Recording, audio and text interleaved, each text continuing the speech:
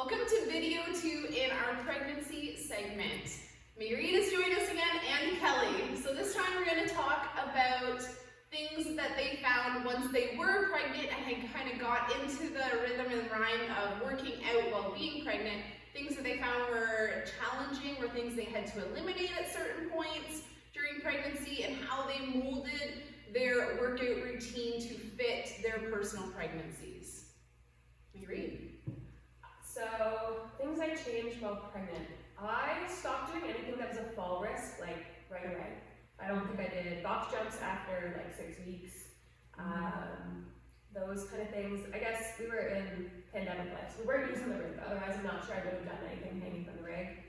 I stopped doing sit-ups, I think, at 10 weeks. They just didn't feel good. Like, it's not, we know that's not like a hard and fast rule, like, you know, whatever time you stop. But I remember doing them in a workout in the parking lot and being like, something feels weird. And just like, nope, we're done. We're just not going to do those.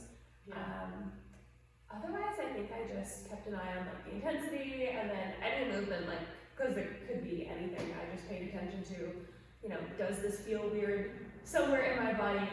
Okay, we should find something else. Yeah. Good. That's actually a good perspective to have. And like Marian said, with the sit-ups and any kind of ab work, it's always different for everyone, and she experienced it 10 weeks, but some people don't experience it till later on. So to be aware of that, to listen to your own individual body, totally. It's going to tell you what to avoid and what is going to feel good. Kelly, what about you? Yeah, so sort of similar. So same thing, like I stopped box jumping like the day I knew. Like, I was like, nah, I don't need to jump on the box. Followers, like risk versus reward, right?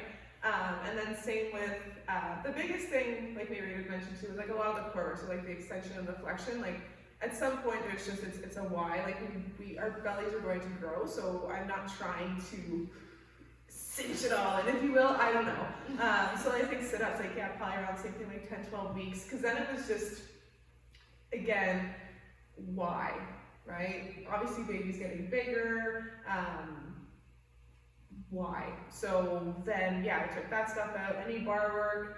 I think I did that a little longer, but yeah, no, it pulls.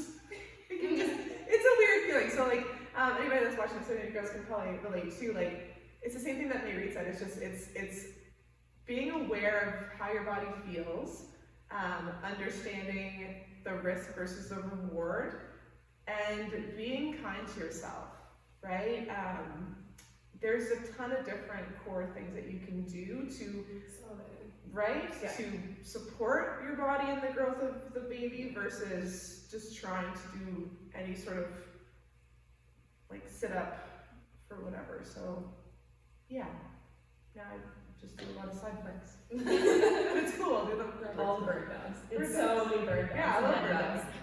Yeah. So that kind of covered like the working the abs and how you guys kind of approach that. What did you guys do like approaching like heavier lifts? So like a deadlift or like front squats, stuff that you don't really think is core oriented or has that internal pressure, but it really does.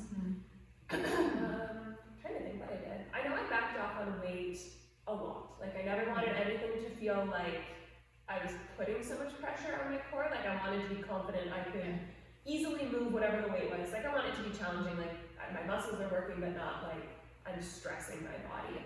I kind of picked weights based on that. I'm trying to remember what else I did. I think that was it. Yeah. I know for deadlifts, like I definitely raised the bar on some plates at some point because at some point I just couldn't reach down that far. So that was a big one. And I do remember during the open, we were doing cleans or thrusters or something, and my bar path was hilarious because my tummy was out here. So my bar path was like, oh man, I watched it on a video later. I was like, oh, that's something. So that took some time after to be like, okay, where's my body again? Like, I don't have to worry about hitting it. Yeah, that was definitely a fun one. Yeah. I think similar to there, like I backed off on weight pretty early because I was so tired I couldn't yeah, same with Mary. It's like it's just being aware, and then again the risk versus the reward. Like so, deadlifts I definitely do the wider leg version because there's just not enough space, and then you know the heavier something is, right? I don't want to be applying more outward force, but also downward pressure too, like that can be super uncomfortable, ladies, right? So finding those weights that allow me to move and get a great workout in, but I can go home feeling confident that I got a great workout in and I haven't, you know, made anything bad or something like that. And so yeah, definitely like a third of what I normally lift, which is fine. Yeah. Yeah, totally fine. Still heavy, still getting a good Oh, yeah, workout, and it feels still heavy. getting sweaty. That's fine. So.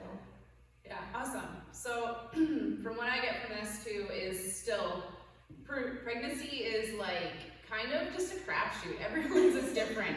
Honestly, it's like you throw yourself in that bowl and you just pick out, and whatever you draw is what you get. So, I really wouldn't put too much pressure on my deadlift was X amount, so I want to stay at this amount so I don't progress. I wouldn't really worry about progress or progression in pregnancy. It's just about moving your body and finding what's going to make you feel good and is going to aid in a healthy pregnancy. Yeah, you're building a human. That's a big deal. That's a huge deal.